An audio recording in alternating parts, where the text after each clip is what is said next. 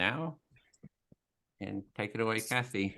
All right. Welcome, everyone, to this series of Empathy Cafes on the role of empathy in conflict transformation, peace building, and security. I'm Kathy Kidd. I am calling from Houston, Texas. I'm with the Center for Building a Culture of Empathy and with the Peace Alliance. And again, we're recording this call. If you want to be recorded, put an R next to your name. And if you don't have an R, we will not be recording you. We'll put you in a room that's not going to be recorded. And I think all of the Empathy Circle facilitators have put ECF next to their name if we need you to facilitate. But if not, go ahead and do that. And so the intention for today is this series and today is to bring the conflict transformation, mediation, peace building communities together for networking, personal support, community building, and innovation and skill development. And our co-host, there's several people that are co-hosting today, along with our host, Edwin, with the Center for Building a Culture of Empathy. And I'm going to turn it over to Edwin for him to tell you about who's co-hosting today. Okay, I'm going to share a slide here real quick, just show our co-hosts. So I just wanted to name them and thank them for being our co-hosts today. So we have first the Center for Building a Culture of Empathy, which is the internet's largest resource on the value of empathy. You know, we offer empathy circles and empathy training. We have the Conflict Transformation Peace Building and Security group, CoPeSe. It's a leading network on peace building and conflict transformation, counting more than 60,000 members. You can check their LinkedIn site where they have about 40,000 people on that group. We have the Peace Alliance, which Kathy is a core member of. They educate, advocate, and mobilize people into action to transform systems and public policy towards a culture of peace. There's the Listen First project. It's a network of 500 bridging organizations that leads the collaborative movement to heal America by bridging divides. And finally, the National Coalition for Dialogue and Deliberation. It's a network of innovators who bring people together across the divides to discuss and decide and take action together to effectively address today's toughest issues. And if your organization would like to be a co-host, do email me and let me know. And I'm going to actually put all that into the chat. So there's some links to those organizations that you can go and check out. So let me see. Somehow it's not letting me copy this. Why is that? Did you do it? Let me just see. Oh, well, yeah, copy and paste. I'll put that in later. Somehow it's okay. Not letting me. All right. All right. And just to correct, I'm a volunteer staff, not the board. So now we're going to show a 6-minute how-to video on empathy circles for those of you who are new or have not taken part more than a couple of times. It'll just be a refresher for you. And we're going to post a link in the chat for the How to Empathy Circle PDF so that you can put that in your browser and look at it for later if you like. Okay, here's the video. This just explains step by step how to take part in the circle. I'm Edwin Rutch, founding director of the Center for Building a Culture of Empathy. I'd like to welcome you to this short presentation on how to take part in a basic empathy circle. So next, let's look at the step-by-step how to take part. An empathy circle starts with 2 to 7 participants. Here on the screen, we have 4 participants, which I find is an ideal number. There are 4 basic roles, and the roles rotate among the participants as the empathy circle unfolds. 1, the speaker, is the first person to speak. 2 is active listener who actively listens to the speaker. There's the silent listeners. They quietly observe and witness. and the facilitator who organizes, schedules, and hosts the circle. They also do the timekeeping, and they have some experience with the process and help keep participants in the process. However, everyone has the responsibility to hold the process and the practice. So to begin with, the facilitator will start the empathy circle. They welcome the participants.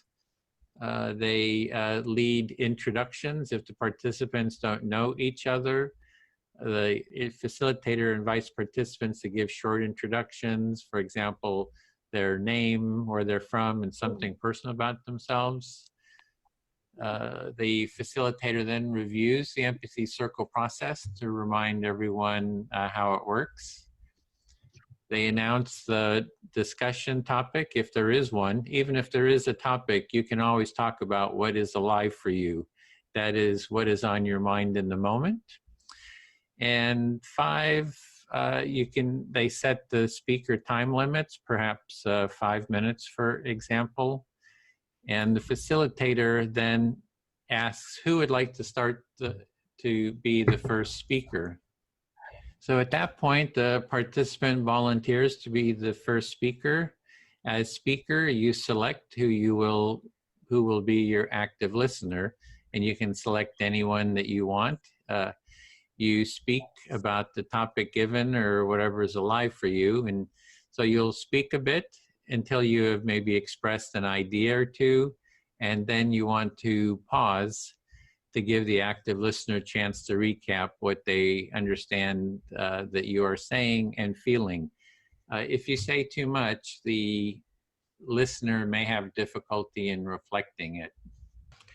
As the active listener, you are listening to the speaker to get an understanding of what they're saying and what is important to them. You are giving them your full attention as a supportive companion on their inner journey and exploration. When the speaker pauses, you recap your understanding of what they said and how they feel by reflecting the essence of that in your own words. You can summarize, paraphrase, or even say the speaker's words back to them. Even though you may have a strong impulse to respond with your own ideas, judgments, analysis, advice, and sympathy, or even questions, resist the impulse to do so because these common responses block the speaker from moving along their internal journey. You'll be able to say whatever you want when it is your turn to be the speaker. If you don't reflect the understanding to the speaker's satisfaction, they can always say it again. Then as speaker, you check, do you feel understood to your satisfaction? If you do not feel understood, you can say it again, perhaps in different words. If you do feel understood, continue sharing. Again, after speaking a bit, pause to give your active listener a chance to recap their understanding of what you said. As the active listener, you again share your understanding of what the speaker said and meant. The cycle of speaking and reflecting continues until you, as the speaker, do not have anything else you'd like to say, or until you get a signal from the timekeeper. If you get a signal from the timekeeper, then finish up what you're saying in a sentence or two. After you get a final reflection, you can end your turn by saying something like, "I feel fully heard," or something like that to indicate you are done with your speaking turn. At that point, the roles then rotate. The active listener becomes the speaker. The person they select becomes the new active listener. For everyone having equal time, it is good to select someone that hasn't spoken lately, but it is your choice. The others in the circle become the silent listeners. This process of taking turns in speaking and active listening continues for whatever time is allotted for the empathy circle. And this was just a very short introduction. The best way to learn the practice is taking part and doing it. There is more in-depth material on taking part in an empathy circle and facilitating one at empathycircle.com. Thank you for listening. Great. So do you need a little more time to put rooms together, Edwin? I think we're good. Okay. Yeah, we have them all together. Okay, because there were a couple of people that came in while you were, oh, okay, you were playing the video, you weren't talking. It sounded so natural. I like that one. Oh yeah, yeah. I play the video, and then in the Yeah. background, I'm making all the breakout Great. rooms. Yeah. Okay. So are you ready to go to the breakout rooms, or you want to talk Yeah. about what our topic is and so forth? Oh, yes, yes, yes. Thank you. So our topic today, can you put it in the chat? Okay, let's see here. Okay, there we go. Okay. And this is a suggested topic. Again, if there's something on your mind that you want to speak about, you're free to do that. Share conflicts, mediations, and peace building challenges you are working on, or talk about whatever is alive in you. And if you do plan to talk about something you don't want to be recorded, then, and you have the R next to your name, go ahead and take that off. And just a reminder that if you are in a room where people don't want to be recorded, whatever is in that room stays in that room and is confidential. So I think we are. Yeah, and I figured out how to post that list of the links to the organizations. You can't post a really long list. You got to do it in little pieces. So putting in at the very end, share the topic as well. And so we'll have one circle. Larry will facilitate, and that will be recorded. And one circle, number 3 is Bill, and that's recorded, and I'll be in number 1 with Linda. That will be recorded. Number 4 is with Kathy facilitating. Room 5 is Jana, and then number 6 is Celine. And sometimes people drop out during the time, and I may have to move some people. There's some groups with 5 and some with 4. And so I may have to move people around during if somebody leaves and there's only 3 to a group. So Bill, you have a question? Bill? Just, could you make me co-host? Oh, you're not co-host? Yeah. Welcome, Sahar. Okay. Can I add something, Kathy? Please. I'd like to ask if you can leave your cameras on in the breakout rooms so that we're speaking to a person. And also, if you can stay for the whole time, that is best. Thank you. Yeah, we have about an hour and a half, I think, for the breakout circle. And then we'll come back for a full group debrief. Okay, we ready to go into the breakout rooms? And how much warning do we get before the end? I'll give about 10 minutes warning before we come back into the breakout room. So it'll be a quarter to the hour when we come back. So here we go. Is it 5 minutes? Oh, yeah, 4 or 5, depending on how many people's in the group. And I'm here with you. Hey, Alan, saw you there. Your note. hello. Good to see everyone. Good morning, good afternoon, or good night, wherever you are. I'm not sure, but it's afternoon here in Texas. All right, is everybody, I believe everybody's participated in the circle before. Is it anyone that has not? Andrea, whoops, where'd you go? Andrea, are you there? I think I moved them just so there's only 5 of us in the group. Linda, I've been working with Empathy for a while, and I'm not sure if I've participated in a circle with the exact format that Edwin described, but it was familiar to me. Okay, so just as a refresher for everyone, you have the active listener and the active speaker, and if you're not one of those, you're silent. And we do ask that you put your phone on mute because sometimes you get that background noise not intended. So when and I'll start off by modeling the process by being the first listener. So I will pick somebody in the group to speak to me in small chunks, because that's all our little brains can keep up with at a time. have short attention spans. So it's in small chunks. And then the listener, the active listener, which will be me this first time, will summarize, reflect back to you what you said. And so we keep going. There's no judgment, no criticism, no anything. It's a safe place. And so then the active listener, which I will be the first time, becomes the speaker. And I will ask someone to listen to me. And that's how we go around and make sure everyone has a turn.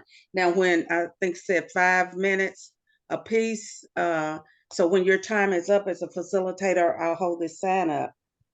Please don't stop in the middle of your sentence, whether you're the speaker or the listener reflecting. Just finish your thought. And if you're the speaker, give the listener an opportunity to summarize or reflect, and then we'll go to the next person. But everyone will get 5 minutes. And I'm gonna hope my phone is working because it's playing with me with the battery. So let me find my clock here. Does anybody have any questions before we get started? Everybody, the question or the topic on the table is mediation, peace building, conflict challenges that you're working on right now. It is in the chat. Let me just say it more clearly. Share conflicts, mediations, and peace building challenges you're working on, or you can talk about whatever is alive for you today. Okay, so here we go. All right, as I said, I'm going to start off by being the first listener, and I'm going to ask Jonathan to speak to me, and then I'll reflect, and then we'll finish. So, Jonathan, do you want to go first as a speaker? Yes, can everyone hear me? Perfect. Perfect. And, okay. 3 All or right. 5. All right. I guess challenges, I guess I don't think of them as challenges, but maybe I do. I am on social media, I'm old school, Facebook and Messenger. So you're saying that you're using older technology, Facebook, Messenger, and somehow you don't feel up to date. Yes. So, and but that's what I'm comfortable with. So in Facebook, there is a group you can join different groups, and it's called Politics. And I do go on there sometimes, not all the time, but sometimes. So you have visited on Facebook a group called Politics. Yeah. And you don't go on a lot. No, you're correct. I don't go on there a lot because I get a little agitated, and that's not my purpose. I just want to, try to respond in an objective manner and encourage people to stay on the topic of the original post. So you don't deliberately seek out Facebook to get angry or to engage in combat, but you do find yourself wanting to have a more civil conversation by having people stay on topic, which apparently they're not. No, some people will say, they'll have 3 or 4 sentences and it's just one word that jumps out at somebody, and they take that word. It's usually they take it as a negative connotation, and they go down the rabbit hole with it, and then it just starts snowballing. If you can just picture a ball rolling down the hill, it's just picking up grass as it rolls, and it's not what it started out to be. You're just marveling at how a misunderstanding can occur over the perception of one word which should be taken in stride, but yet it turns to open up a rabbit hole of all sorts of associations, and it's just frustrating. And so I have, and not that I'm perfect at it or really good, but I do try to when people start going down the rabbit trail, just bring, I will make a comment and say, as to refer back to the original post. This is what we started talking about. Let's go back. And to me, that's an effort with the peace building, because I think sometimes we're easily distracted with those words that kind of resonate in our spirit in a negative way. And so you feel your contribution to peace building is clarifying word misunderstandings and trying to direct the participants back into a meaningful conversation. Yes. And I actually asked one of the guys one time, the continuous back and forth, and he seemed to be a reasonable person. He was not name calling and going on a tangent. He was, he was civil and made some intelligent remarks. So I asked him, I said, have you ever thought about, and I, trying to invite him to a circle where we have people with different points of views. And he was very nice in saying, no, I'm really busy, but you may want to check with this other guy in the group. And I said, thank you very much. And it seems like when I offer a group discussion like we're doing now, nobody wants to participate. So in your interactions with, I guess, new people or strangers, you've had conversations with people that you sensed were reasonable, but yet they were maybe a little different politically than you, or you knew they were diverse. And you've tried to engage them and tried to ask them, saying, hey, would you like to try out an empathy circle? But you're saying that you're really disappointed because every time you've asked, nobody showed up. Exactly. Thank you. And I feel fully heard. And that's how we go around the room. So since I was the listener, and I want to thank Jonathan for speaking to me, then I become the speaker, and I will pick someone It was to. actually you were the I was speaker. You spoke to listening. Jonathan, so Yes. Jonathan is now the speaker. Yes. Yeah. Yes. Thank you. I always get that. Wait, Linda, you were just the speaker, yes? I was the speaker, and he Okay. was reflecting back what I So was he was the saying. active listener. Listener, and so now the listener becomes the speaker. Okay. And I think, now Alan, the intention was for Linda to be the active listener. That's where the confusion arose for you, since you're new to the circle. I think she intended to be the first active listener, but Listener, by and I turned it default, she ended up being the speaker. Somehow Yes. there was a miss. Thank So you. that's where there was a confusion, Alan. Thank you. Thank you. I've actually shown up for doctor's appointments on the wrong day, right time, wrong day. So got too much going on in my head. But thank you, Jonathan, for reflecting, being the listener. So that now the listener becomes the speaker. Edwin, would you listen to me? Yep. Listening. I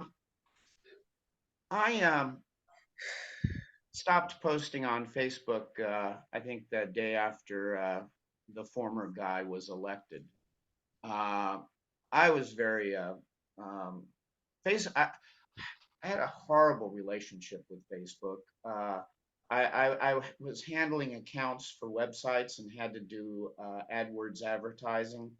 Had to create a Facebook article every day and post things.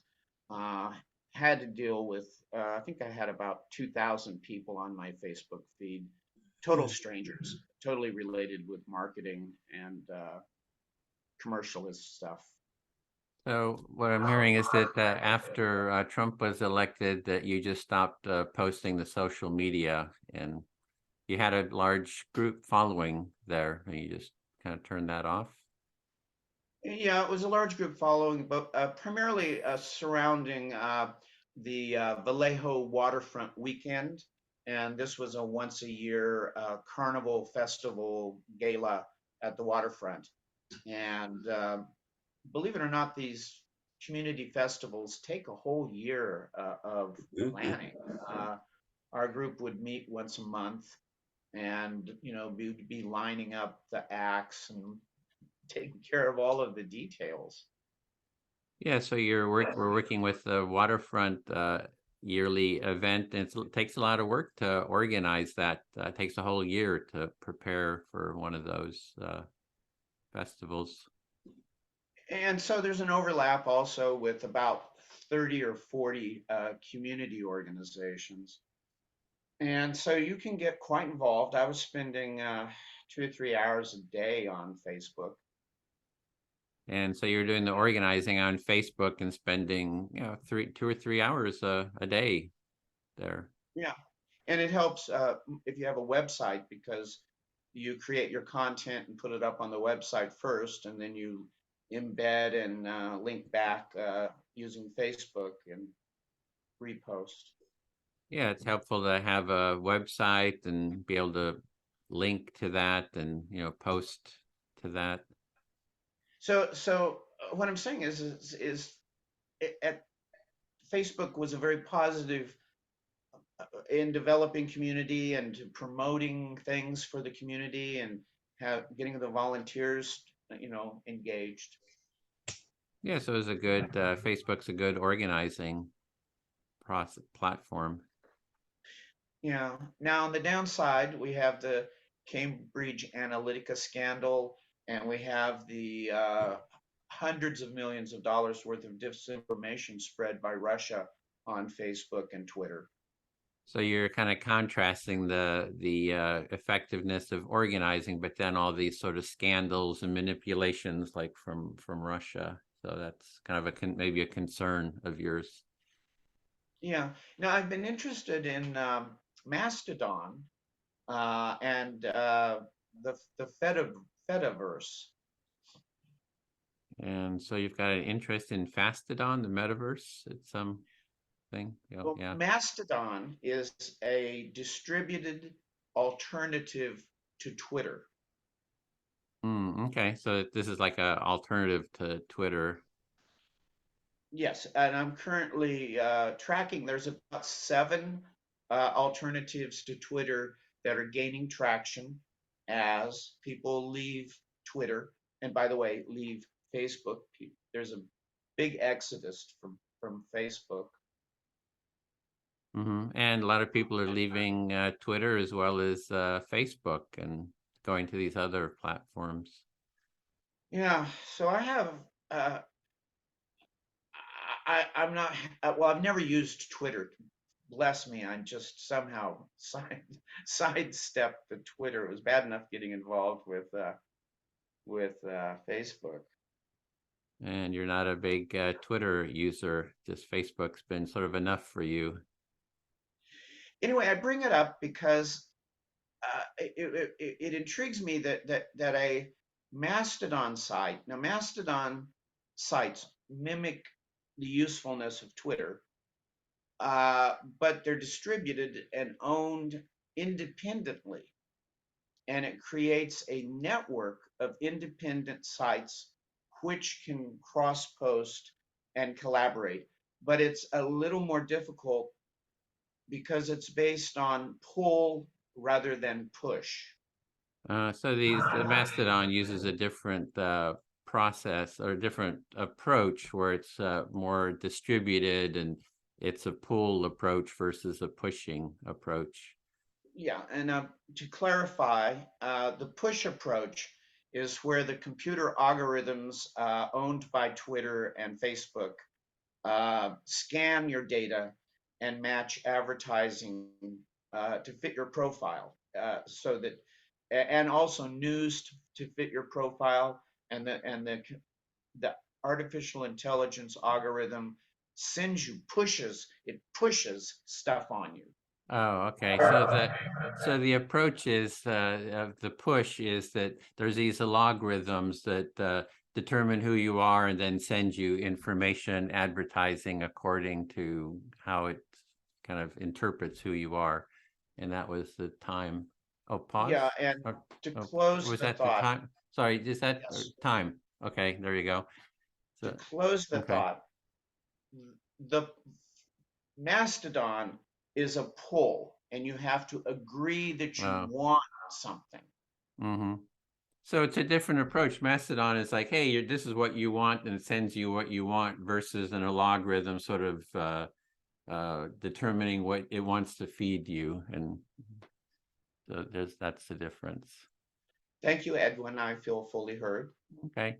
Are we doing 4 or 5 minutes? Because I think with 5 people, we should do 4-minute turns. Just you want to shift it? Just if we're 4 people, we usually do 5 minutes. So gives people more time to speak. So I'll speak to Alan then. Yeah, great. Well, good to see you here. I know you're a big empathy supporter, been working for, I don't know, a decade or more, or 2, I don't know how long, on the topic of empathy. So I'm glad you came here to check this out. Thanks for the invitation. I'm hearing that you're happy that I'm here. And yeah, so talking about the topic of the conflict community sort of challenges. We just started this series. This is the second one in this series. So I've been really trying to reach out to the conflict community to kind of share the empathic listening, active listening sort of a process. So that's sort of the challenge, how to get the word out to that community. Yeah, I'm hearing that you just started this series and this is the second one, and you've been reaching out to the conflict resolution community and finding that that's a challenge. How do you attract people and get them to attend? Yeah, because I think that the process we're doing, just a basic learning how to do active listening, learning it and doing it in small groups, is really the most effective sort of first step gateway practice. That I just think that it seems like it should be core to the whole conflict transformation, peace building communities. Like it should be, everybody should just know how to do this and how to facilitate an empathy circle. Yeah. So the part of the process of active listening in a small group seems like the most effective, or one of the most effective ways to contribute to conflict. And it seems to you like that would be core to any conflict resolution or mediation process. Yeah, it's kind of a first step. And so really how to kind of spread it within that community. I think that to a lot of times the conflict community, just somebody let them in. They're not, sorry, just a second. Yeah, you had to remove them. The room is closed. I just shared, the room is closed now, so we're not letting new people in, but people do let people in. So I'll just, if you want to reflect that. Yeah, you're juggling a lot of pieces, being here and also managing the large piece, and you let somebody know that it's closed. Yeah. Yeah. And yeah, so it's like I think that a lot of the conflict transformation community is about analysis. Well, if you analyze the problem really deeply, that will solve the problem. And I think that really what solves the problems is getting people to listen to each other. So it's like listen first, empathize first, do the, the education or the analysis later, but first you got to get that foundational practice of listening. And that's what we're doing here. Yeah. Yeah, it strikes you that the conflict resolution community, it's so often about analyzing the problem and the analysis, and that if you analyze it well enough or sufficiently, that then you'll get to a resolution. But it seems to you that really foundational is learning how to listen to each other and creating that practice of the active listening in the conflict resolution community. Yeah, and I'm glad that we got all these co-sponsors. We've been sort of lining up all these, co-sponsors. So that's pretty exciting. They've been kind of supporting it. And I think that after, Christmas holidays, things will kind of really start revving up. So I'm kind of excited about that. Yeah. Yeah, I'm hearing that you're excited about all the co-sponsors and feel optimistic about how things could ramp up after the holidays and the new year. Yeah, I feel fully heard. Thanks. That's my time. All right. I'm going to turn to, how do you pronounce your name? Sheila? Shaila, Shyla. thank you for Shyla. Thanks, asking. Shyla. What's that? Thank you for asking. Yeah, I would, so I'm working, I was approached by a woman who has 4 adult children, and there is huge alienation in the family. So, Alan, you were talking about how you were approached by a woman who has 4 adult children, and there is a huge amount of disagreements and alienation in their family. Yeah, judgments, anger, resentment, mistrust. So all the major triggers of judgment, anger, mistrust, Yeah, etc. yeah, major resentments. And so I agreed to help them, and it's taken almost 30 hours of work just to get everybody to come to the table and decide that yes, we are going to work together. So you took on this massive challenge of agreeing to work with this woman, and it turned out to be massive because it took 30 hours just to get everyone to agree to come to the table. Step Yeah. one. Yeah, there've been a lot of individual conversations, and I had to figure out how to use DocuSign. I created a proposal and an agreement and needed everybody to sign and agree. So in the process of getting everybody together at the table, you had to create a DocuSign document where Yeah. everybody could read and agree to the common rules that you came up with after you spoke to everyone individually. That's right. And just day before yesterday, I think I had 2 conversations with one person and 3 conversations each with 2 of the other people. And they haven't paid me anything really yet. We're just getting started. Okay, so it sounds like you're so fully committed to it, and even without pay, you were willing to spend as much time with each person, and you conversed with them several times. And Yeah. it also sounds like you're looking forward to what comes out of it next after you've committed so much to it.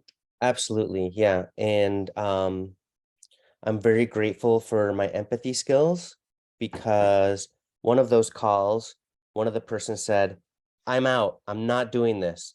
And I heard it as an expression of his pain rather than a statement of what he was actually going to do. So you are grateful for your empathy skills because it sounds like you've gone beyond the basic reflecting of what the person said on one of the conversations when he said, "I'm out." And you actually went beyond that and you heard the pain behind his statement. And so you were able to connect with this person at a feelings level. Yeah, exactly. How am I doing on time, Linda? Okay, I read your lips that I've got a couple minutes, maybe, or a minute.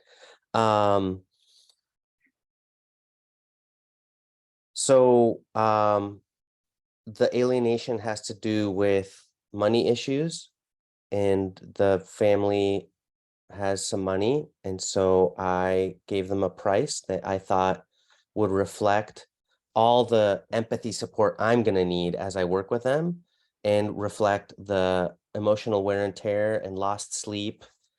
And one person of the group offered to pay, and they said it was totally worth it. And so I'm hopeful to move forward. And I don't need a reflection on that, but you can if you want. Yes, so it sounds like some of the conflict had to do with money issues, and you proposed a certain amount of money for this difficult task for you. And so far, one person has agreed to pay you the amount that you were asking for. Thank you. One person agreed to pay the whole amount for everybody, Okay, so so that it's a non-issue for the other people. Yeah, I feel heard. so the one person agreed to pay for everybody because that person felt it was so worth it. Yeah, thank you. Thank you. I do feel heard. So, Linda, could you be my listener, please?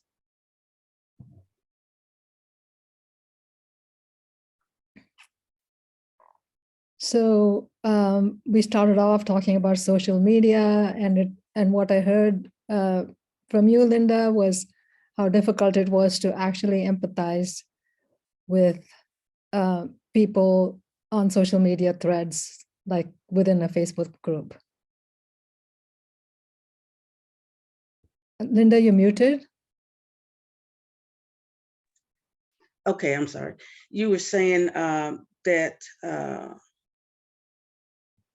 what you took from what I said was that I felt it difficult to be empathetic or show empathy with the people on the group, on the social media platform, yeah. Yes, I don't do social media, but I could totally relate to how difficult that would be, because it is difficult enough to practice empathy within an intimate group of friends, or within the family, let alone try to practice it on social media. So I was relating to how frustrated you must have felt. So you're saying you don't use social media yourself, but you can appreciate the frustration I was feeling when trying to be empathetic to the group. Yes. So then coming back to what we're practicing here with Edwin's empathy circles, I find that extremely valuable because it centers on you as a person.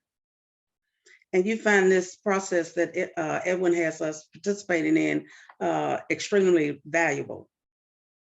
Because it centers on you as an individual. Yes, because it centers on us as individuals.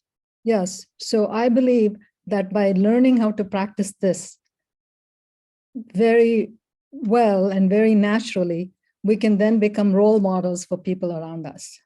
And so you believe that if we practice this and become more experienced and comfortable and become adjusted to it, we can act as role models to other people. Yes. And I believe also that the crux of this is self-empathy. And the crux of this is self-empathy. Yes. The moment we are comfortable in our skin, in our shoes, in our beliefs and opinions, then we become open to listen to other people's beliefs and opinions without needing to judge them. So what you're saying is, if we become self-aware and comfortable in our own skin, we're more open to showing empathy to other people. And exactly, by showing empathy, what I mean specifically is to be able to be available to listen to other people without interrupting, without enforcing our opinions, without analyzing, without judging. And so what you mean by empathy is being able to listen without judgment to other people and create a safe space for them. Exactly. I like the word safe because then that person feels heard. Like Alan mentioned, first they feel heard, then they feel connected if you get into their feelings. Okay, so you believe first they're heard and then they get connected. So it's all about listening to what the other person is saying. Yeah, so when you're just listening as the first step to their words, then they feel heard. And when you listen, they feel heard. Yeah, just to their words. When they're listening to their words, they feel heard.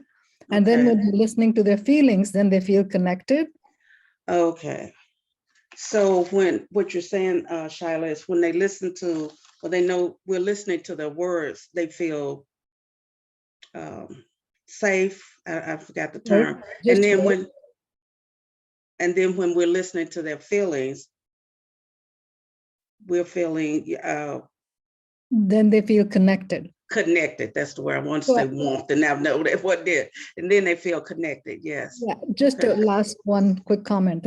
I was making a differentiation between feeling heard and feeling connected, both of which mean empathy. Okay, so you feeling heard and feeling connected is empathy. That means empathy to you. Feeling heard. Okay. Thank you, Linda. I feel fully heard. All right. Okay. Apologize, I'm trying to work with this clock here. Okay, I guess it's my turn to speak, and I will speak to Alan. First of all, I want to commend you, Alan, on the work that you're doing with that family. So And you want to commend me on the work I'm doing with the family? Yes. And you said without pay. And I had this very experienced mediator talk to me one time about charging for my mediation services. And so you had a very experienced mediator talk to you once. You heard me say without pay, and you had a very experienced mediator talk to you once about charging for your mediation services. Yes, and I am a mediator, and I like doing it, and I really like helping people come to a resolution. So I wasn't charging a lot. And she said, you have to make yourself valuable. And the way you do that is charge what you're worth. And I'm surprised that I did significantly up my fee and haven't had a problem with people, So I'm just saying that. Yeah, you were charging very little, and this person encouraged you by telling you that you needed to make yourself valuable, and so you increased your fee, and you really haven't had a problem getting clients that way. Yeah. And so I want to go back to the challenges in peace building, and we talk about in this process, empathy circle, we start off by modeling behavior, when you remember which part you're playing. But we start off by modeling the behavior so newbies to the group can pick up on how it's done. I think our public officials, people in power, should model good behavior. Yeah. Yeah. So with regard to peace building and conflict resolution, one of the principles that you see as so valuable is modeling the behavior. And it sounds like you're really yearning to see more of that from public officials and elected officials. Yes. I kind of equated with a family, husband and wife and children, and the parents are steady telling the children to behave, act nice, say you're sorry when you mess up, don't tell a story. They try to instill, and a lot of them do, these principles in the children. And then the children turn around and see mommy and daddy fighting, going at each other all the time and doing all the things they've been told not to do. And that's Yes. what I see in our country today. So what was that last sentence again? That's what I see in our country today. Yeah. So an analogy for you of what public officials are doing would be like a family where the parents say, do one thing to their children, but then they end up acting differently. So they're not really modeling, they're just preaching. And Yes. it's similar to what you see public officials doing today. Yes. And if someone would just, in my opinion, take the high road on some of the issues that are out there and just maintain that high road, no matter what, I think other people will see that, okay, that works. And maybe I would try it. Yeah. You'd like to see people running for office really take the high road and really express a higher level of values and principles. And sounds like you trust that other people will follow that lead if they do that. Yes. I appreciate it. And I do feel fully heard. Thank you. Thank you, Linda. I think I missed something about the process. We're doing another round.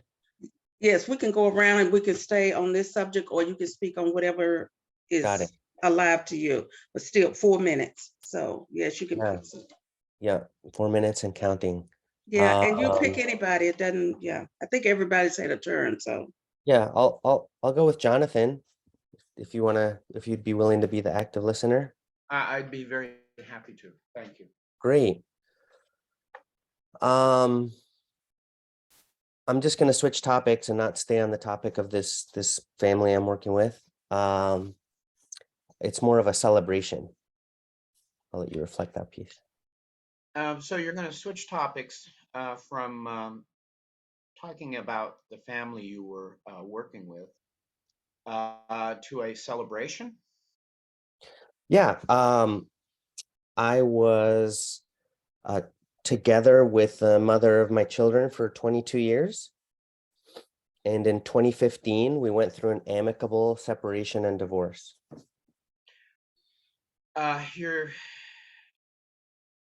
We're with your mother of your children, and you recently got an amicable divorce. Yes, the process started in 2015, and she and the children moved next door. The process started in 2015, and as it turned out, she lives next door with the kids. Correct. And I have a new partner as of 2018. And in 2018, you found a new partner. Correct. And all three of us have a shared co-parenting calendar. And you've worked out a co-parenting calendar with all of the principals involved. Yeah. And this last Thanksgiving, it was me and my partner and my friend and co-parent, the mother of my children, and my partner's son, and my three kids. And it was not low drama, it was no drama. And you're very proud that in one of the last gatherings, all of the individuals and their children engaged as a family with no drama. Yeah. And I want to write a book with my ex titled How We Got Divorced and Kept Our Family Together. And so you're speculating and you're thinking about writing a book with your ex in order to share what you learned and how you accomplished it, of how to deal with difficulty, but come out in a loving, nurturing situation for everyone. Yeah, we transformed the roles husband and wife to friends and co-parents. You did a transformation from husband and wife and changed the roles to co-parents and friends. Correct. And after we separated for the first 3 years, I had sit-down dinner with my ex and my children 5 nights a week. And even though you were separated for many years, 5 years, you made it a point to still engage socially in a very important activity such as which is having dinner as a family, which helped and was Correct. meaningful. Correct. For the first 3 years after we separated, we had sit-down dinner 5 nights a week. And then one night she'd have the kids, one night I'd have the kids. And the other nights we would have family time in the evenings. And you worked out an amicable schedule, sharing the workload or the joy load of being with your children and nurturing them and taking care of them and feeding them. I feel fully heard. Thank you. Well, you're certainly very welcome. Shyla, would you listen or reflect for me? Yes, I'd be happy to, Jonathan. Well, it makes me think of some of my problems. I'm doing caregiving, and I end up not charging what I should, and I end up having to give of myself constantly to help a person with dementia. So currently you're doing caregiving for a person with dementia, and you were reflecting on the recent discussion from Linda and Alan about charging and fees, and you're realizing you don't charge enough. Yeah, I don't charge enough.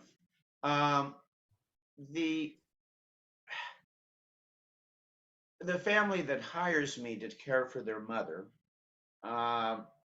is trying to relieve my duties and burdens to to make the situation more equitable. But it's got to be the most difficult thing I've ever experienced.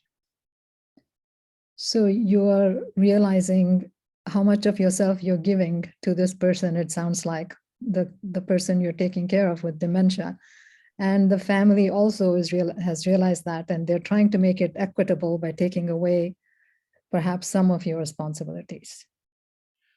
But the downside is by not executing those responsibilities, my client, the dementia client, in my opinion, isn't getting as good a quality of life.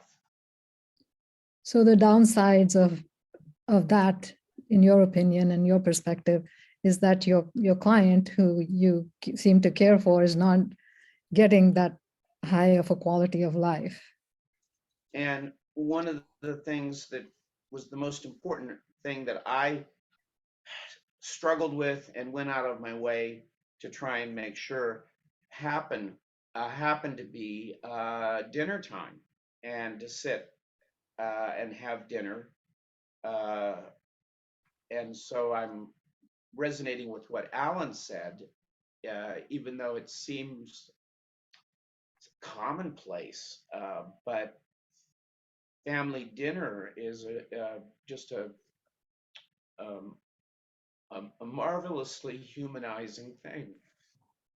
Yeah, one of the places that was special to you and your client with dementia was dinner time, when you both sat and had dinner together, and you were empathizing with Alan's situation and understanding the importance of what he did with his family when they all sat down together and had dinner. And even though it seems a very simple matter, it is a special humanizing addition to a person's life.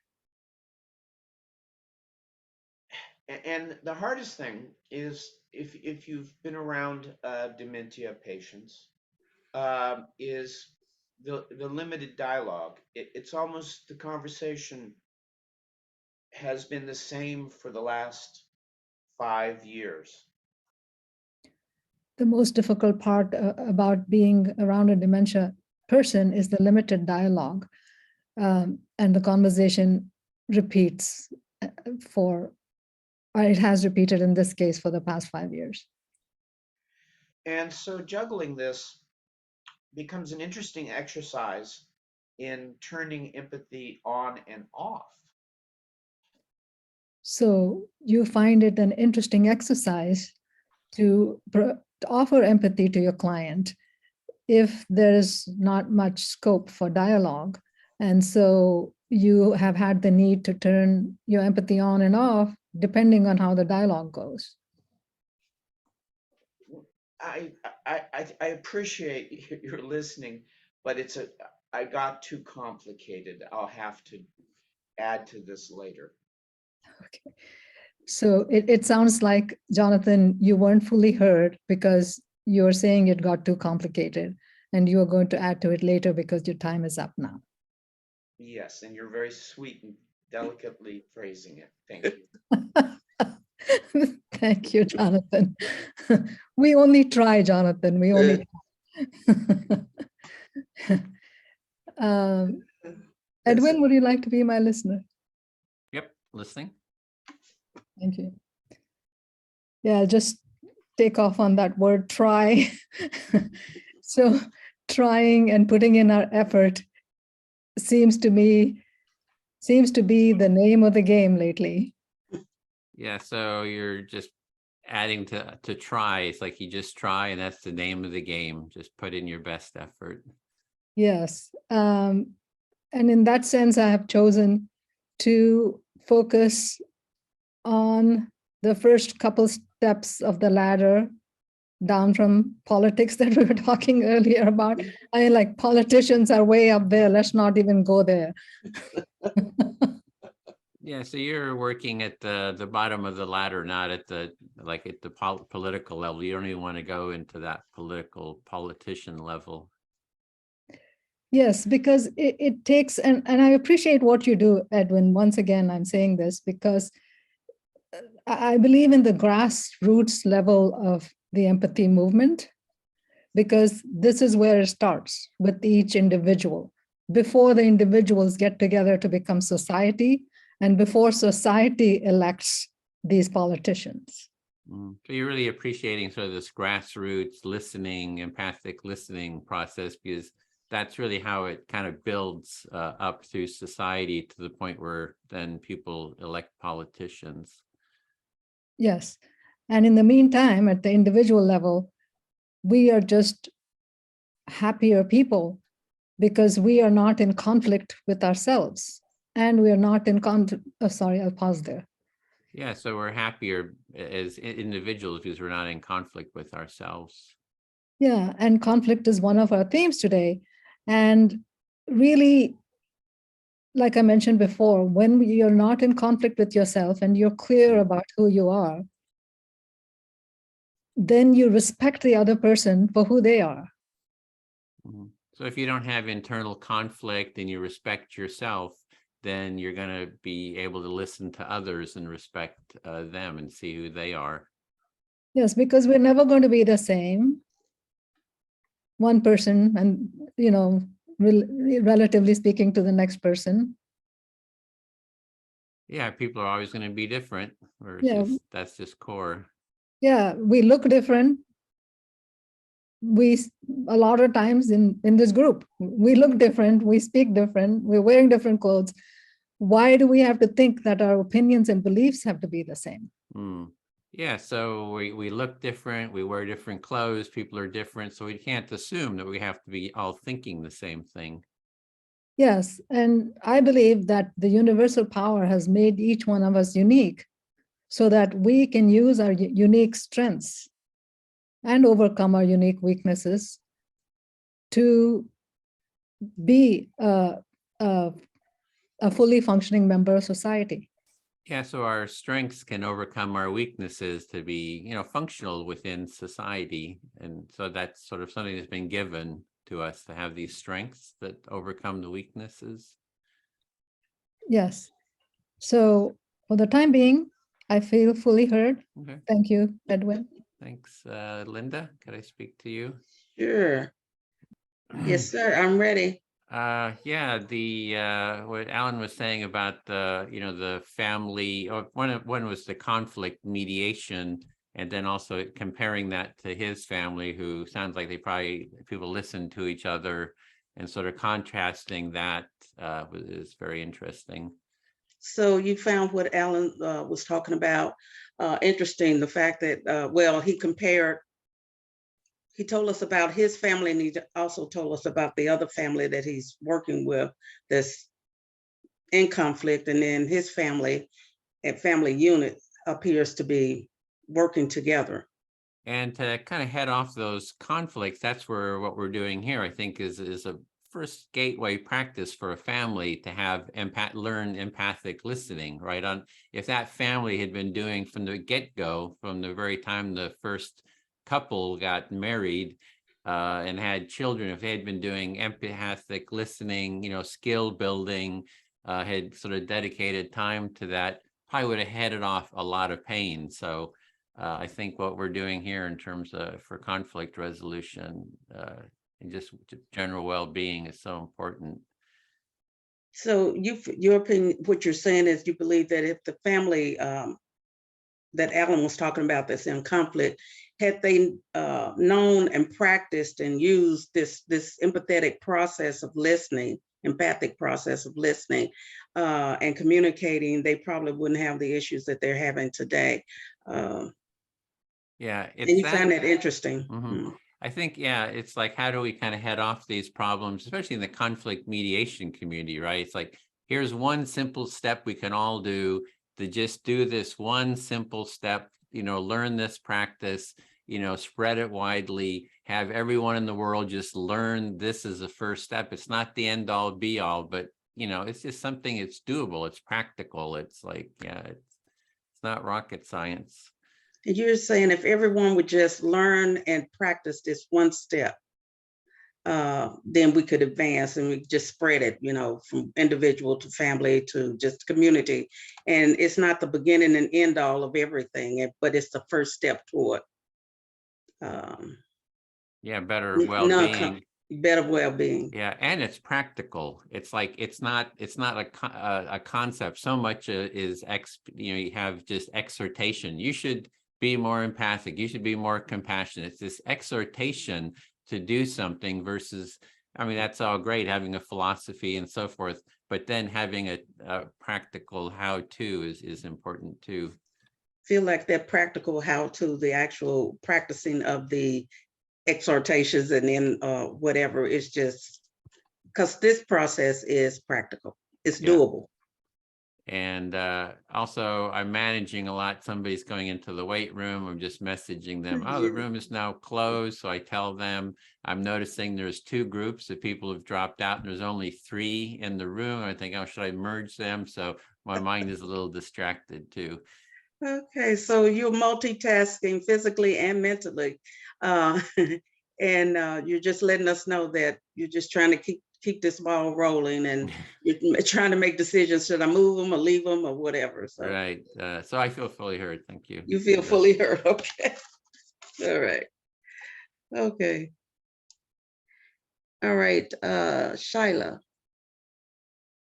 would you listen to me? Yes, Linda, I'll be happy to. Okay.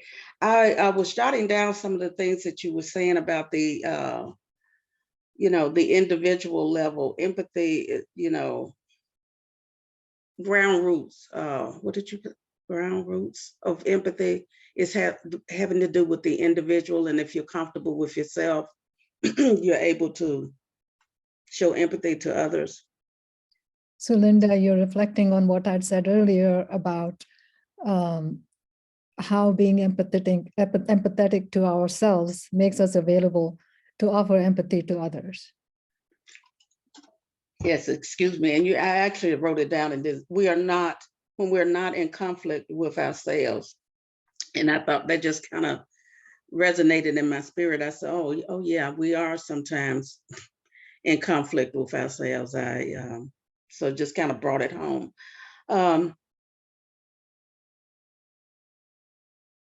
Okay, so you had noted that when we're not in conflict with ourselves, yes, then we are at peace, and then we can, again, going back to the topic about being there for others, basically. Yeah, and I guess it boils down to a state of mind, a state of being, and you know, self-awareness and calmness and focus, mindfulness. That's what they call it.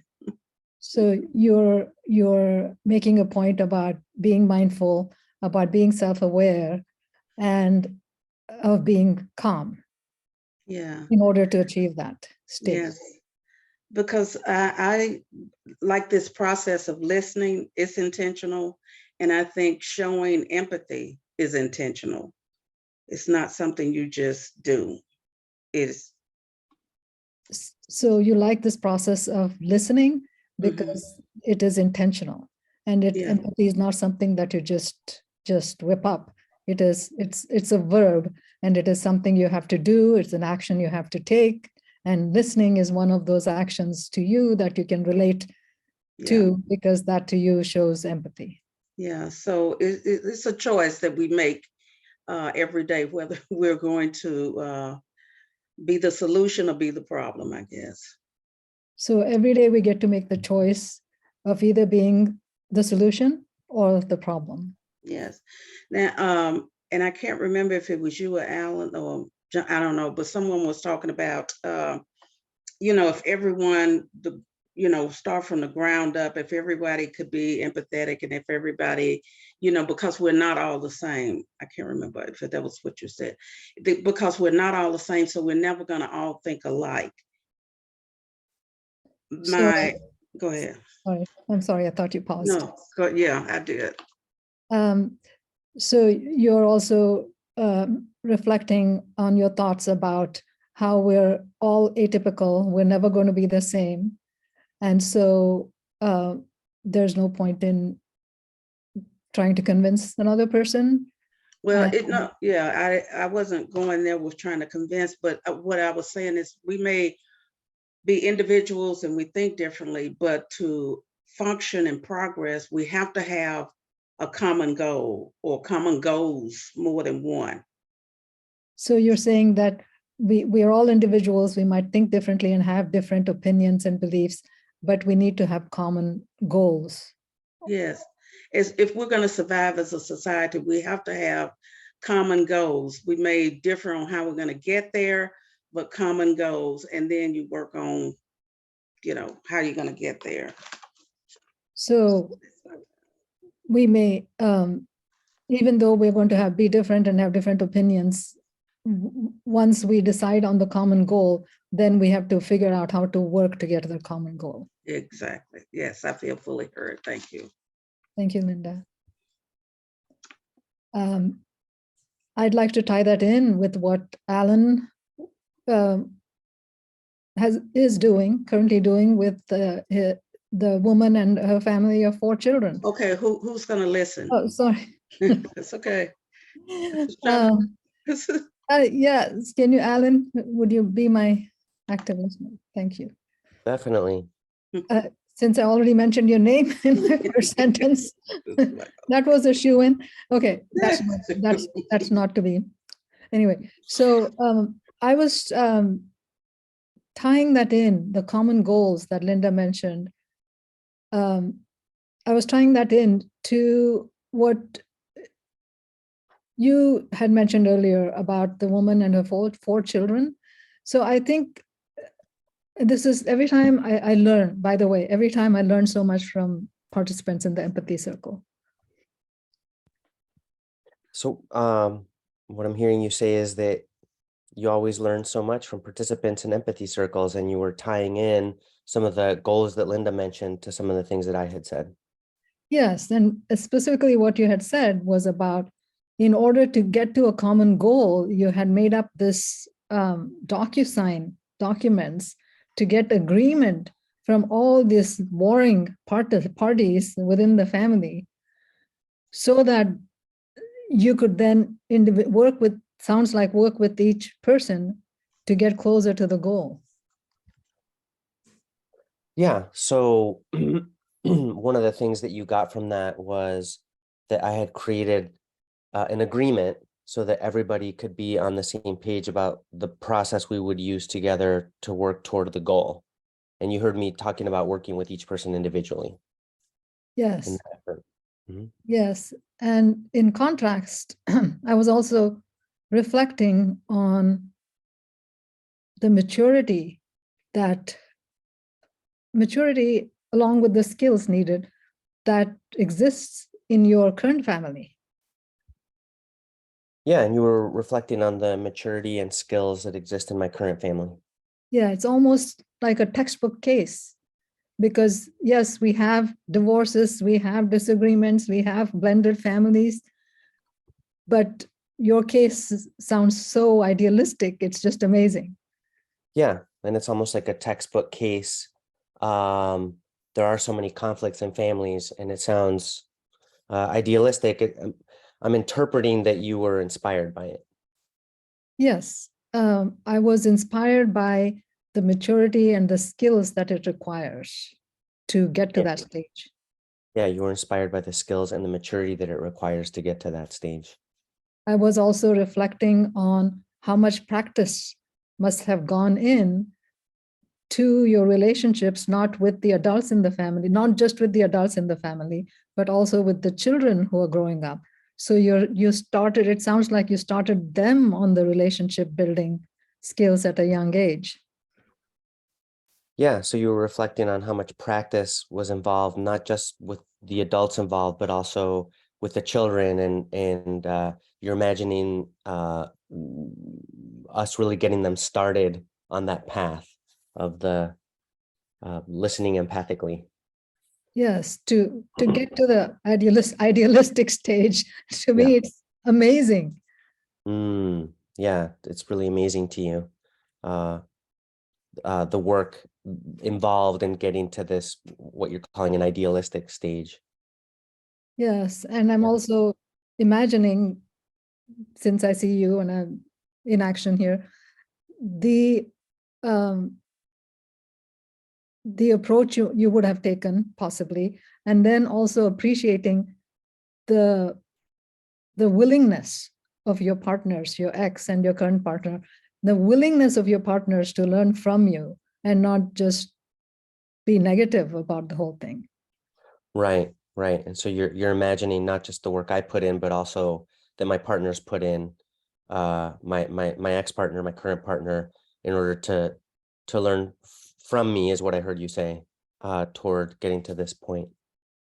Yes, my time is up. I just want to add, the reason I went down that path is because as I try with my own family, it's not always easy to get everyone on the same page.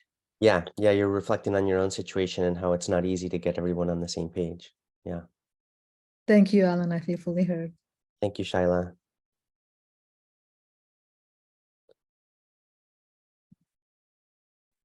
Go ahead, you're Hmm. next. I'm next, and I lost track of. Yeah, excuse me, I'm sorry. How much time do we have, Edwin? We actually have about 20 minutes. Oh, okay. Okay. Remember, you can speak on whatever you choose. Yeah. Can I ask if anybody would enjoy being the listener, or does the process involve that I need to pick somebody? Either way. Yeah, is it particularly alive for anyone, or I just lost track of the order and who is. It doesn't matter. There's no order. So Jonathan Jonathan, wants to. you would enjoy being the listener? Me. Yes, thank you. Oh, great, cool. I'm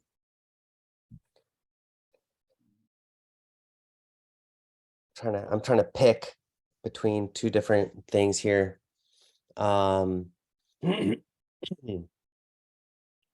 Well, I think I'll talk about a struggle with my 15-year-old daughter, just to take it out of like the rosy picture that everything is beautiful and perfect and easy. Talk about working with my teenager who's struggling. Go ahead. So you think it's going to be important to share your struggle with your 15-year-old daughter, because there are challenges, and it's not as rosy as things have been presented up to this point. That's right. So I find it healthy and normal that teenagers want more autonomy, more agency. You think it's part of the healthy, normal development of a human at that age to want more autonomy and Yes, want more independence? absolutely.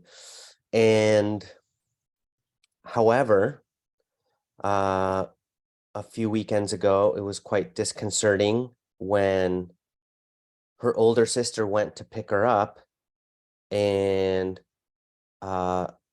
this particular daughter, my 15-year-old, had asked her mom and had asked me if she could spend the night at a friend's house. And because of various factors, we said, no, it doesn't work that night. So you're recollecting a week ago or so, your 15-year-old daughter really wanted to spend the night at a friend's house, and and it just didn't work for the family, and you felt as the parents that it wasn't the right thing to do for this evening. Correct. Yes. And you sent out an older sister to go fetch her, bring Well, her back. the older sister had gone to pick her up, and my 15-year-old basically walked away and walked to her friend's house after dark through the through the city to get to her friend's house. Uh, so, your planning and the instructions that you gave your older daughter, Yeah. things didn't work out. because the 15-year-old just up and decided, I'm going to just do it anyway, and walked to where she wanted to be, even though it was perhaps inadvisable, and it was dark and she was walking alone and stuff like that. And it was my weekend with her, so I was the one, quote unquote, in charge. And so this also brings up issues of joint responsibility that you have for the child. You're saying that it was by your agreement, it was your turn to call the shots. And when I asked my daughter to send me the phone number of who she was staying with or the address of where she was, she refused. Ooh, and when you pointed out your daughter's responsibility to yourself, just basic common sense things, she refused to say where she was and what the phone number was. Thank you. I feel heard on that part. Thank you. Well, you're very welcome. Well, say, Linda, would you like to reflect for me a little? You're muted. Doing kind of like Edwin over here. Okay, hold on. Oh, All right. so- Yes, I'm ready.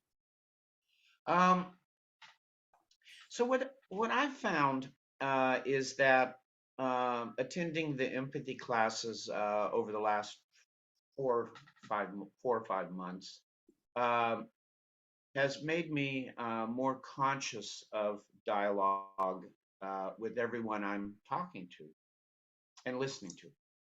Okay. So this engaging in this empathetic or in the empathy circles over the last 5 or 6 months, you found yourself more you pay more attention to the dialogue and to listening. Yeah, it's really remarkable. It seems like I'm a changed person. Okay. You feel like you may be a changed person as a result. Yeah, and it's subtle. It's not nothing that I really want to put into words and into intellectual abstractions. Okay. You don't want to get too weighty with it, But intellectually.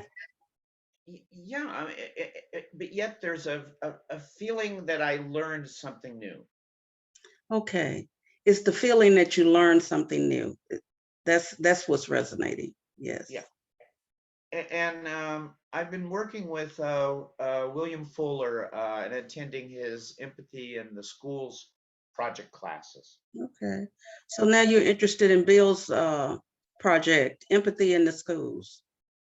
And we're in the process of retooling the format and changing the time to better reflect teachers' schedules. Okay.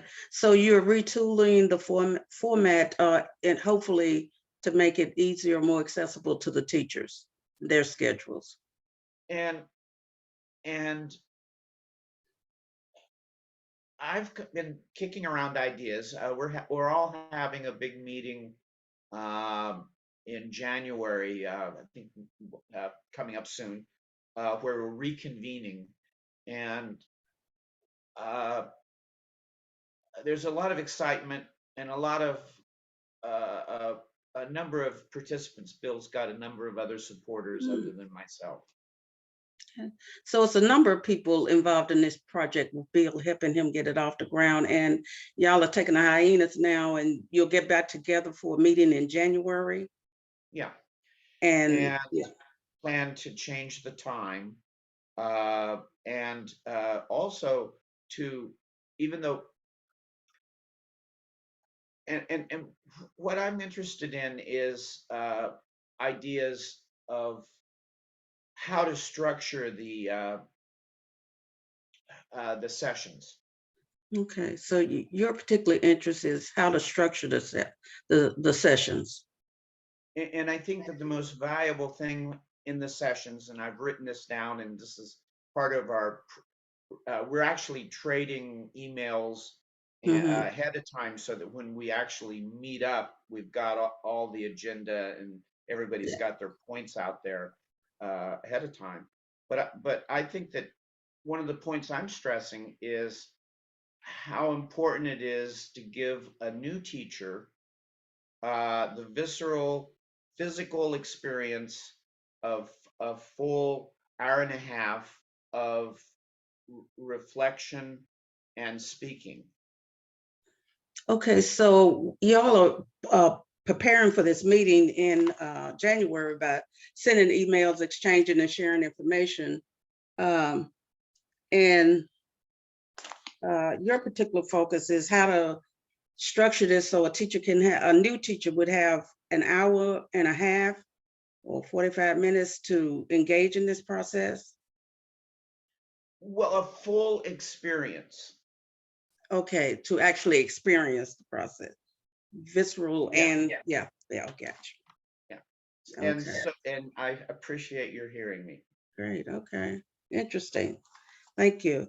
I want to go back to Alan. I'm sorry, Alan. Start. I heard what you were saying about your daughter, and I don't have any children, and I used to feel bad about that until my nephew stayed with me this summer. So you don't have any children, and you used to feel bad about that until your nephew stayed with you this past summer. Yes.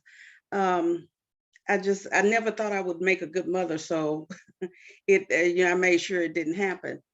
But he was 21, or he is 21, and it took all of me not to physically attack him a couple of times. Yeah, so you intentionally didn't have children because you thought you wouldn't make a good mother. And when he was staying with you this summer, I'm hearing that something happened at least a couple times where you were so triggered you had to really do everything you could to not physically attack him. Yes, and I wouldn't hurt him or anything, but it was just that I had gotten to that, because my mom had a saying, and I asked him, I said, and I'm not going to say it on here, but I asked him, I said, did you ever hear Granny, because that's what they called her, say, such and such a thing about snatching you? And he said, no. I said, well, I'm just about to do that, because she used to tell us that all the time. And so he knew I was saying it out of frustration, but at the same time, that was my level. I was letting him know my level of frustration. Yeah, there's a saying your mom used to say that for some reason you don't want to say on the call, but you were letting them know the extremely high level of frustration that you were at. Yeah. So when I heard you talk about your daughter, because I think it helped me and him, I actually engaged in empathy, the process with him, and then go through because it was just the two of us, but I actually said, I'm gonna listen to what you say, and then you're gonna listen, and we'll reflect back. And his reasoning was still not in line with mine, but at least we talked. Yeah, and so you were able to bring the both of you to a process of hearing each other. You brought some of your learnings and tools from empathy work so that you could hear each other. And in the end, your reasoning was still not in line with each other's, but you at least got to hear each other. Yes. And so I'm just suggesting that when you do communicate with your daughter that because I've heard other people say that they've done the process with their children, teenagers and smaller, and how, beneficial it was. Yeah, and so you're offering the possibility that we could do like an empathy circle with my daughter. Just you and your daughter. Just me and my daughter. Yes, since it was on your watch. Since that had happened on my watch, yeah. But anyway, I just want to say that I think it's great. I wish in terms of teaching, starting at the grassroots level, teaching children how to engage in this, and the younger, the better, that violence is not the way, ignoring the situation is not the way. The way is to, as we use, is a book on mediation, put the fish on the table, just talk about it, talk it out. And that's, to me, the best way to, resolve an issue for real. Yeah, and you really feel hopeful when you think about children being taught some of these skills starting at the youngest ages, that violence is not the way, ignoring the issue is not the way. And talked about the mediation book, put the fish on the table. Like, how do we put the issues on the table and be able to connect around them and hear each other around them? Yeah.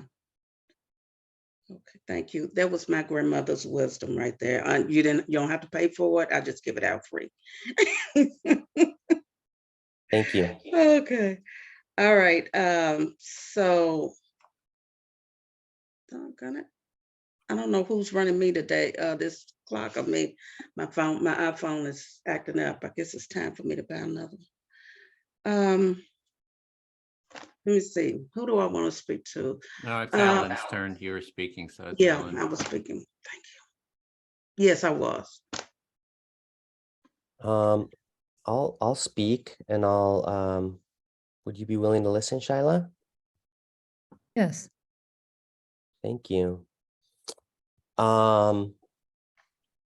So it's another one on the celebration side, where I feel really grateful that I had some life crisis moments in my teens that I was able to turn into beneficial life moments. So you want to talk about celebratory occasion, and you were going to be talking about a life crisis that you faced in your teens, and how you learned from that, and how you were able to turn that crisis into a beneficial outcome. Yeah, I saw that I had learned at the age of 16 that we're in the biggest extinction period since the dinosaurs. We're destabilizing the climate. We live in a society that creates inequality and inequity. People buy things they don't need with money they don't have to impress people they don't like, which keeps them locked into the 9 to 5 till you die. I'll pause there. I can go back and Thank you for that pause. All right. So, Alan, what you learned at the age of 16 was that we are in the extinction phase since the dinosaurs, and that people, the consumerism was at its peak. People were buying things that they couldn't afford. The climate, the environment was being destabilized. And I believe you said one more thing that I and what I took from that is that I wanted to be part of the solution instead of part of the problem, but I didn't know what that meant.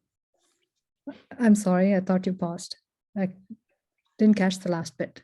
Oh, that I didn't know what being part of the solution instead of the problem. I didn't know what that meant.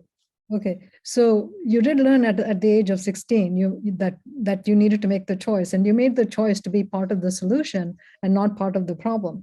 But you hadn't yet learned what it meant and how it's going to come to fruition as far as what being part of the solution was going to look like and be like. Yeah, so I've spent 25 or 30 years researching tools, processes, modalities, methodologies for living in harmony within ourselves, with each other, and with the planet.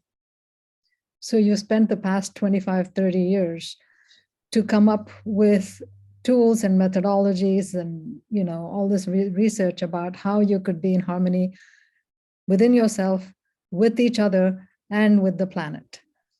That's right. And this is what's brought me to this call today. So that is what's brought you to this call. And I run a small school with a team of people. And when I pause my video, you can see the logo. The center has the directions of the compass: north, south, east, west. And we have eight modules organized along the directions of the compass. So you run a small school with some staff, And you showed us the logo of your school, which was the compass with the 8 directions, which relate to the 8 modules that you teach in your school. Yeah, and so I'm celebrating that we're making a difference in a lot of different ways, including the empathy work. So you're celebrating that you're making a difference in a lot of different ways, and that includes the empathy work. Thank you. Yeah, and we have an event this evening. And you have an event this evening at your school? Well, it's not at where we are. We're renting a venue, but I'm just feeling some nervousness about the event because I want it to go well.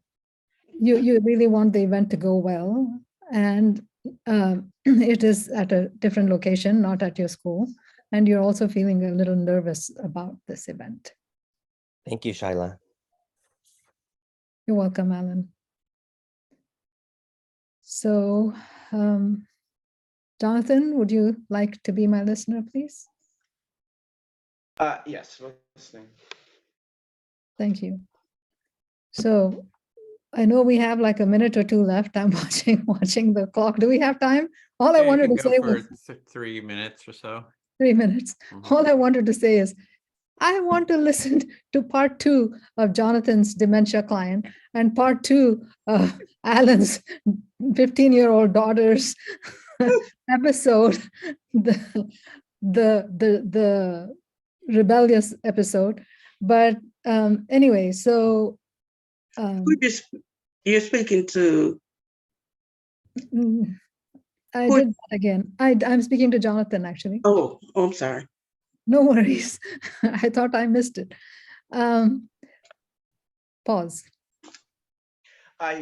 So you're lamenting, or you're saying, oh gosh, we're running out of time, and you really want to know what happened to the 15-year-old daughter, and you're also interested in my dementia reflections. Yes.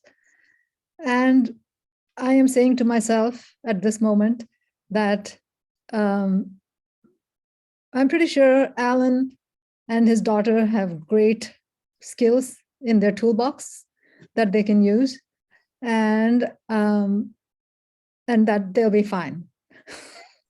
And you're wrapping things up in a way by saying that you're confident that Alan and his daughter have a lot of good problem solving tools in the metaphoric toolbox, and that you're hopeful that things will turn out okay. Yes. And I'd also like to express my care for your dementia patient and for your care to take on such a difficult task. And you're thanking me for taking care of a dementia patient, and hopeful that I take care of myself. Yes. And I must say, I think all of us are in agreement here that learning the how-to about the empathy skill is definitely one of the bigger tools in my toolbox at the moment. And you're gathering us all together, saying that all of us having empathy as part of our toolkit strengthens us. Yeah, and I wanted to emphasize that it's actually one of the bigger tools, the bigger and stronger tool in my toolbox. And you want to say how important empathy is in your toolbox, and also point out to us how important it is in each of our own toolboxes. I will say that I didn't want to point it out to anybody else because everybody has their priorities. My intention was to just talk about my own toolbox. And you're being very specific and saying, you know, the empathy is one of my most important tools, and I appreciate it. Yes. Thank you. I think my time is up, right, Edwin? In about 30 I minutes. just closed the room, so people will come in about 50 seconds. Okay. Thank This you has all. really been good, y'all. I could Yeah, have a thanks, conversation everyone. with all of you. A lot You of put me fun. back in there, or it's too late. I accidentally clicked on the thing.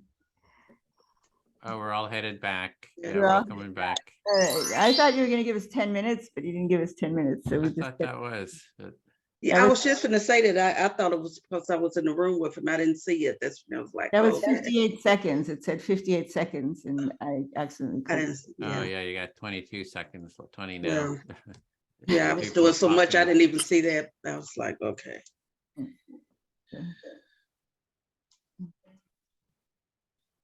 So I y'all hate had, when things don't work. how many were in your group, Jana? There were 4, and Jan had to leave early, and so she, we paused and she said her goodbyes, and we all shared our emails, and Great. and now we are.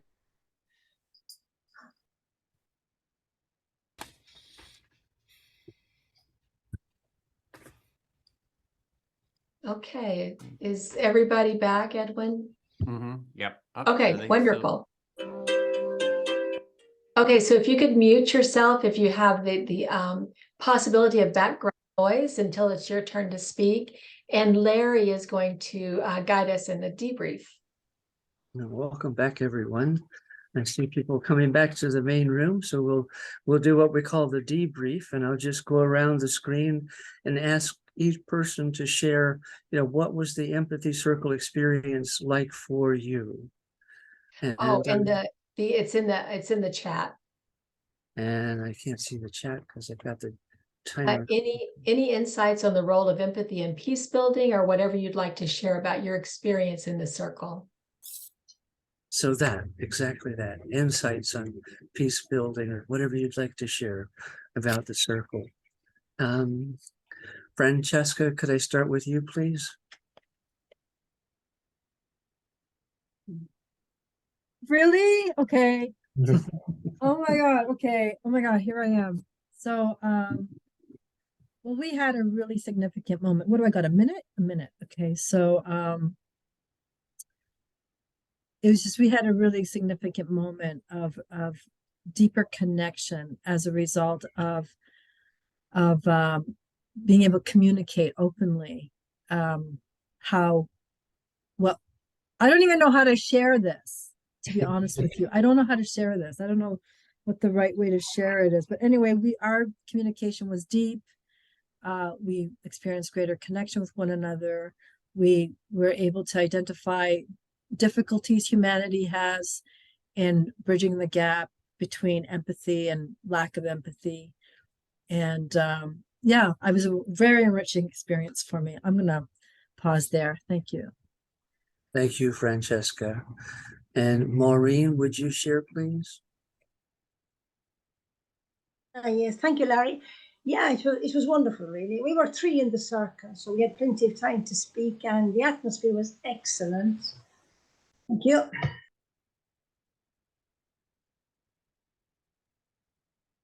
Thank you, Maureen. And Jana, would you share, please? We had a very beautiful empathy circle with Dan and Sahar and Jan, and who shared about their work, which is full of meaning and purpose, and it was very inspiring, and with solutions for violence in the world at an organizational level, Dan shared, and Sahar said that if 4% of the world will compost, will be able to absorb all the carbon in the atmosphere. And Jan is working on diversity and nonviolent communication and mediation. And I was fascinated, and really, it was very beautiful. Thank you. Thank you, Jana. And John Otter, would you share, please?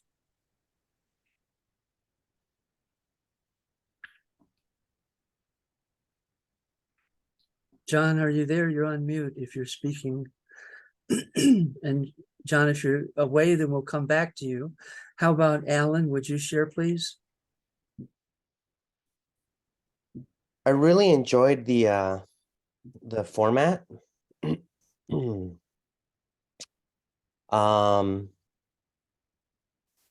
yeah, I mean, one of the insights that I got from the group was how, sharing my story and some of my experiences can be a contribution to others.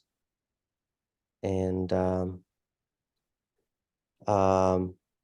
and specifically, I want to thank Celine, who's here, because she shared some very key insights with me at a critical time about 7 years ago that helped me navigate an issue in my life that is now in a very good place. So I'll pause there. Thank you, Alan. Sally, would you share, please? Thank you. I was in a group with Kathy Kidd, and Lou kind of dropped off near the end. And then there was another gentleman that actually never turned on his video camera and may have been in observation.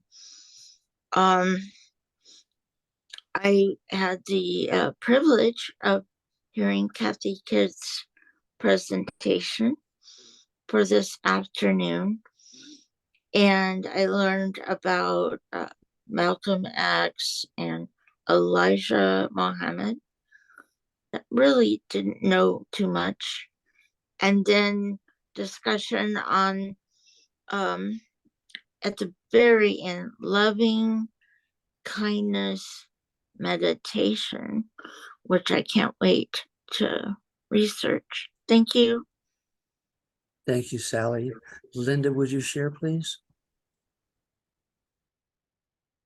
Yeah, it was a good group. I was facilitating, kind of bumbling around there, but each one of the participants brought up subjects, and I really wanted to have more discussion with them about, but we were staying within the process. So it was really good information, good conversation in an empathic way. Thank you, Linda. Karen, would you share, please? Karen Johnson, please. Yes, yeah, we had a wonderful exploration into empathy in this process and how we currently use it elsewhere in our lives, and how we might learn in this process how to do that better. And I shared, Linda, I had the temptation of just trying to have wanting to just have a conversation around the group because there were a lot of rich experiences, but we kept to the process. Thank you. Thank you, Karen. John Ford, would you share, please? Well, I was with Karen and really enjoyed that. Karen and Laurie and Bill, we had I felt like a fun sort of session. I appreciated we sort of explored a little bit about the difference between mechanical sort of active listening as opposed to really being empathic, and got to that place of acknowledging that it's fine to intuit or sense what people are feeling and help to bring that out. Also spoke in the context of conflict resolution about how helpful it is to have one-on-one conversations with participants, and being empathic with them is easier, but it's the challenge is bringing them together and allowing them to express empathy for one another. So we had some good conversations about that, and especially how to work with folks where there's low levels of trust. So thank you all for that. Thank you, John. And Steve, would you share, please? Sure. As Francesca said, there was some depth in our sharing. I think that's probably the same with all the groups, but an observation of mine is that when we get in the groups, we can have depth. When we're in this big group like this, it's cursory and we talk about love and having empathy, and it can be this way. But when we break down the groups, the structure of it is that we can, if we can trust, we can get deep, and there can be greater sharing and greater learning for everyone involved, regardless of the story. If you can get deep and listen and empathize, you can get ahead with yourself too. It was great. Thank you, Steve. Melissa, would you share, please? I feel very, very grateful. This is the first time I've come.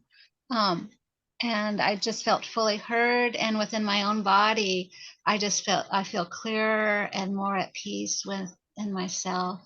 And I just feel like I learned, so I'm grateful for the understanding that I received from the other people in the group. And then also what they shared was helpful to me.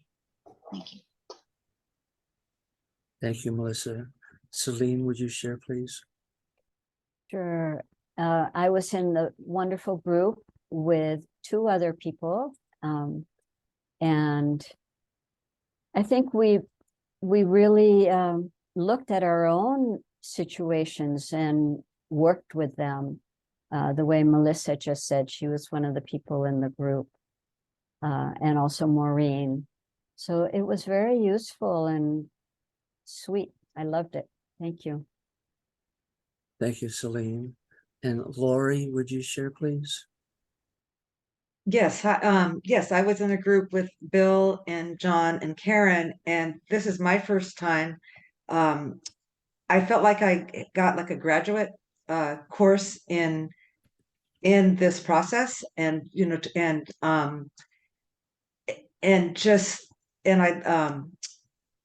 the idea that anything goes, it was very welcoming. I mean, so I really appreciate that. I got a sense that, yes, that I completely trusted the group, even though it was my first time, and that to get practice doing this, like I said, it's the first time. So I really appreciate just that fact of how it just seems so easy, even though it was challenging. And it was the perfect group for me. So thank you. Thank you, Lori. Bill, would you share, please? Sure. Well, what I really enjoyed all the sharing with Karen and John and Lori, and working thing. And what struck me is how how to be flexible within the structure of the empathy circle, and I think that's a key to facilitating, to balance those 2 issues. So I really had a good time, and I also developed more trust in the whole process, which I really appreciated. Thank you. Thank you, Bill. Crystal, would you share, please? What a gift. I was with Francesca and Steve and Larry, and just reminded of the power of breathing in and breathing out, breathing in empathy, breathing out peace in the dash between our birth date and our death, and how these moments together are an opportunity to bridge the divide of when our brains that are often at war take over and othering, and how instead what I saw today with Steve and Francesca was this beautiful connection of seeing the humanity in each person. It's just such a joy to be here. Thank you. Thank you, Crystal. And Kathy, would you share, please? So yeah, I love this way of being with each other, and I come back every Saturday so that I can just practice this more in my life and have it become automatic. So yeah, thank you. I think that's all I want to say. Thank you, Kathy. And Sarah, would you share, please? Apologies if I mispronounced that. No problem. Thank you. It's Sahai, and Kwe is hello for Algonquin. I'm happy to say it's my first time attending these circles, and things that struck out to me talking to Dan, Jen, and Jan were so long as we feel understood and others feel the same, we can come together and understand similarities and put higher value for compassion. It's also good to know others feel this energy. And one thing I wanted to mention is I have had some experience with talking circle concepts due to my introduction to Algonquin people of where I reside in Ottawa. And I found this very similar to that, and I appreciate it. Thank you, Sahai. And Dan, would you share, please? Yeah, thank you, Jana, Jan, and Saha, for this circle. That was really comfortable, and I feel warm and trust and appreciation to my group. For it was not easy for me. It was my first time, and English is not my native language, so I was a little bit nervous at the beginning, how I will be able to be an active listener, but everything was so great that thank you for this opportunity, for letting me be a part of this story and enjoy the circles. And one more thing is that I find that it's really interesting to be a speaker, because when you listen, you're active listener, you become a better speaker as well. So I have to rephrase something that I tell people in other words. Thank you. Thank you, Dan. And Jonathan, would you share, please? Thank you. I found myself engaged today. I didn't have a particular agenda, and I enjoyed hearing other people talking about their lives, and I enjoyed doing a little resonating and talking about my life with other people. And thank you. Thank you, Jonathan. And Shaila, would you share, please? Yes, sure. Just piggybacking on what other people have mentioned, several others actually, the Empathy Circle offers a safe space for us. And I enjoyed that space, and I continue to enjoy learning and practicing empathy within the safe space of the Empathy Circle. Thank you. Thank you, Shaila. And I want to make sure I didn't leave anyone out. There was a John earlier that I might have skipped over. Did I leave anyone out? I don't want to do that, of course. And I'll speak for my experience today. Was just immense, incredible, unbelievable empathy circle. It just shows me the power of empathy and the power of this simple process of listening to one another, reflecting back what someone is saying. It's just amazing, the power of this. And I was moved to tears, literally, in the first 10 minutes of our circle today. I hope again I haven't left anyone out, and I want to ask Edwin, how was your experience of the Empathy Circle today, Edwin? Well, the Empathy Circle is like an empathy charging station. I sort of plug in, fill up my empathy battery, and gives me energy. So thank you all for sharing your empathy and your listening and your presence here. So for next, I wanted to just put into the chat, I think that goes to everyone, is there's a link there for a feedback form. If you could click on that right now, just click on that feedback form. It will bring up a form that you can fill out. It has a link to more information for the conflict transformation series. So we have these every month, and there'll be information there that you can click through to see the schedule for upcoming events. And if you fill out this form, if you just take a second now just to add your email, type in your email into that form, and then your name, and just gonna fill it out after we close. Then we'll have your contact info. We can send you updates on upcoming cafes, empathy cafes. We have them throughout the week, and there's always new ones coming, starting up, so we can send you a link to those. With that, Edwin? Yeah. Steve? I'm sorry to interrupt. There was a lady earlier that mentioned she seems to come to a group every Saturday. Is this something different than yours? In this space here, we do it every week. We have an intro cafe to the Empathy Circle and training.